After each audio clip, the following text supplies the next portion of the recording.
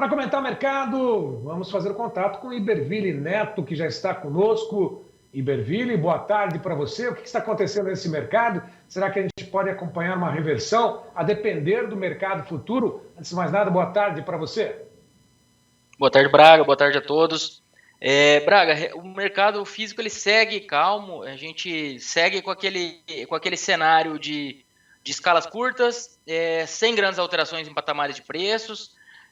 Alguns relatos de mercado um pouquinho mais firme, preços um pouquinho maiores acontecendo, mas ainda dentro daquela faixa que a gente vinha observando. O escoamento no mercado atacadista segue lento pelo período do mês, isso não mudou, mas para os próximos dias a tendência é de uma melhoria nesse escoamento, né? Então a próxima semana já é aquela semana na qual o varejo vai às compras, vai fazer os seus estoques para o quinto dia útil, que vai cair na semana seguinte ainda, né? Então, quinto dia útil, olhando o calendário aqui, vai ser dia 7.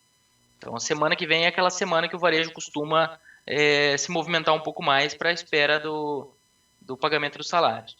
Aliás, o mercado de carne está patinando também, né? O que a gente vê, o escoamento não está lá aquelas coisas e já faz tempo isso. Só que o que a gente observa, é lógico, você já comentou conosco, o pecuarista oferta, cede, né, entrega os animais aos preços que estão sendo, logicamente, oferecidos pela indústria, que coloca lá uma pressão cada vez maior, uma questão de jogo de mercado, enfim.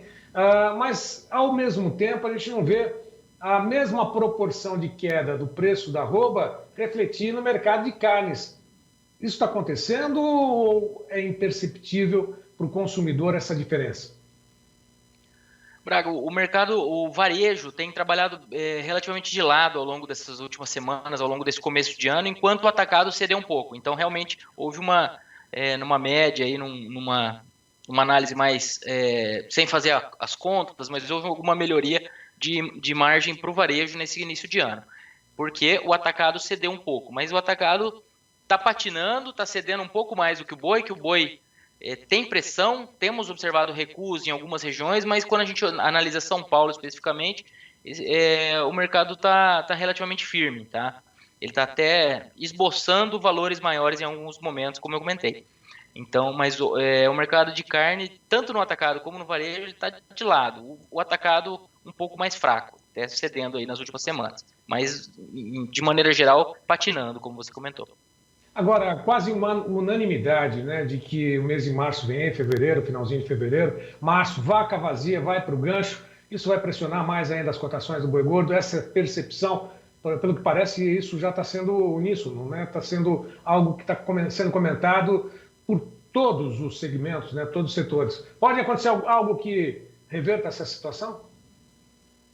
Braga, realmente as nossas expectativas elas estão muito relacionadas à volta das compras da China, que deve ocorrer após o Ano Novo Chinês, agora, na próxima semana, e isso tende a colaborar bastante com o escoamento. Aí a gente tem a ponderação do câmbio, né, que, como foi comentado aqui, a questão dos juros e expectativas de manutenção de juros em alta no Brasil traz dólares. Por outro lado, tem algumas sinalizações de economia mais forte do que o esperado nos Estados Unidos. Isso talvez precise manter juros elevados lá por mais tempo. Então, isso tudo vai se comunicando e gerando esse patamar de câmbio que a gente precisa acompanhar de perto, né? O câmbio é uma análise muito complicada e muito incerta, né? Não que o boi seja uma coisa simples, mas o câmbio consegue ser especialmente complicado. E ele vai influenciar diretamente o nível das exportações pela atratividade da nossa arroba lá fora.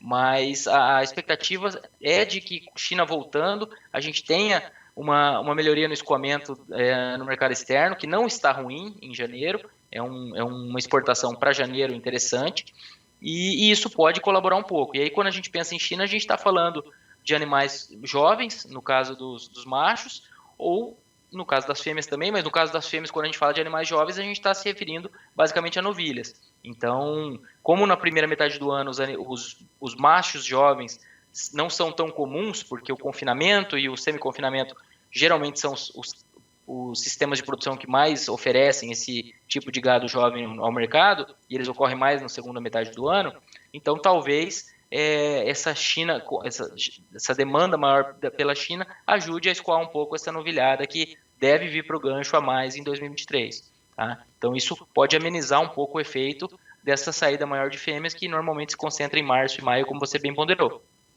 E aí amanhã... Pois não.